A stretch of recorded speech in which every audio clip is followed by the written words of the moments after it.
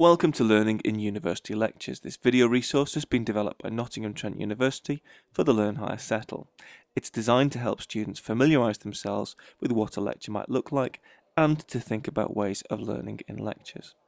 In the next few minutes, you'll see a series of interviews conducted with first-year business studies students and one of their lecturers immediately after a marketing lecture. It took place in mid-November and was the third marketing lecture of the year, so the participants were still fairly new to lectures. The lecture took place in a large lecture theatre, and it's important to note that not all will take place in venues of this size.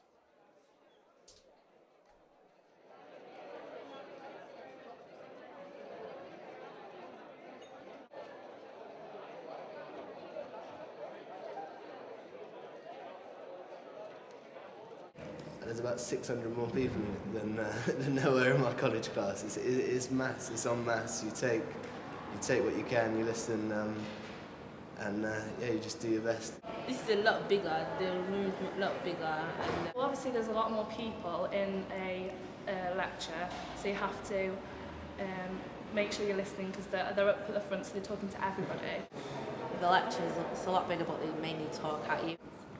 It's like more, you're left with more of your own devices, so like they'll do an overview in the lecture for like what you've got to look up yourself, so and like about the reading as well, so they'll set you work and they'll set your reading, but it's up to you if you do it. They're very much sort of dictating things to you all the time. It's not as interactive. There's a lot more people there as well, so it's quite hard to try and stay focused because lots of people are talking and things like that. So I think the main thing is it's not as close and you just sort of have to concentrate very hard. They tend to go a lot quicker in lectures and you have to kind of do all of the information and research yourself. And then you have to kind of like put it all together yourself as well, so you have to be more on the ball with it really.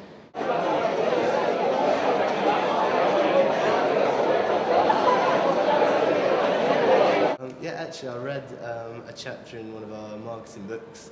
It's only about 10 pages, but it helps you to sort of get an introduction to the topic.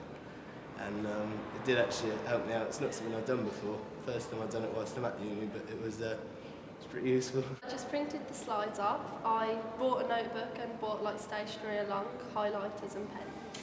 I printed the lecture slides off, looked at them before I came in, and so that I knew what I was talking about, like, you know, learning when I came in, and just listened and wrote on them. I just printed off the lecture slides, the notes that we've got, brought a notepad with me as well. Because we had a seminar like earlier in the morning, so I kind of knew already what the lecture was going to be about. To be honest, not really any.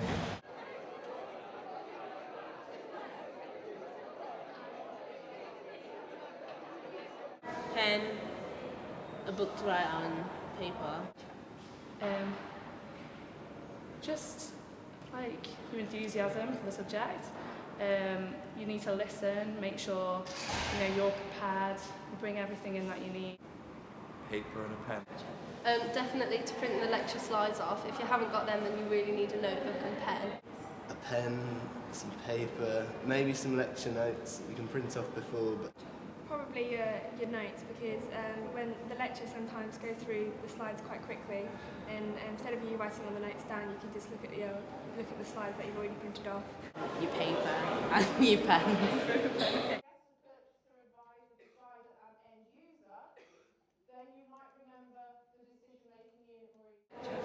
Yeah. I wrote on top of the lecture slides and just added brief information onto it. Yeah. I did take notes during a lecture today. You've got to take notes and then type them up as well. Yeah, lots of names. Yeah, and I wrote like all the main points. So.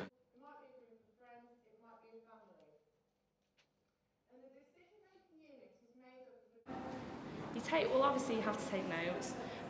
Obviously they go quite fast, so you need to make sure you write everything down in like quick form, and just listen and make sure you've taken it in really. I tended to just follow along with what the slides were saying and just added anything additional onto it.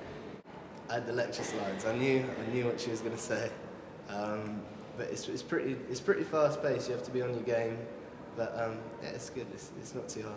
Most of the things that's like they put on the screen, it's already on the computer, so on the system. So I only write down what she's saying that I think is important. Just try to write in note form, just be as quick as you can to like write things down, and just write the key points, then you can always look it up on the internet later. Well, I reread the notes before I went into the lecture to prepare myself and see what was going through. If I didn't understand something, look at the textbook and just go through it to make sure I understood it.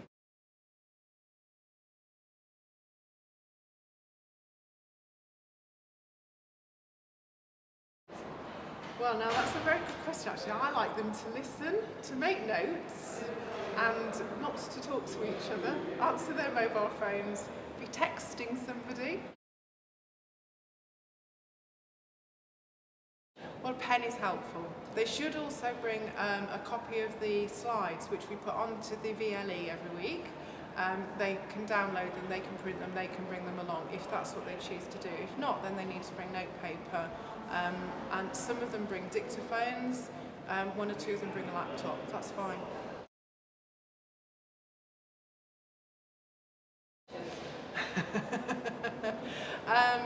Listen, stop talking. It's very difficult with big groups as well. If you get people to do something interactive, then what they often do is forget to then go back to listening and being quiet.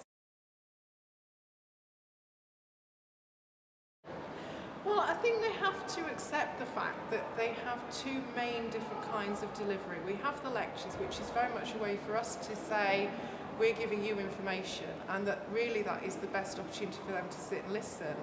And then they have seminars which can be much more interactive, and they can ask questions and things like that. So really the best way for them to get information out of the lectures is to listen, to make notes where it's appropriate, but then to actually perhaps go away and think, you know, this isn't the end of the story, this is the beginning of what we need to know, and to start reading and to use the lecture as a framework.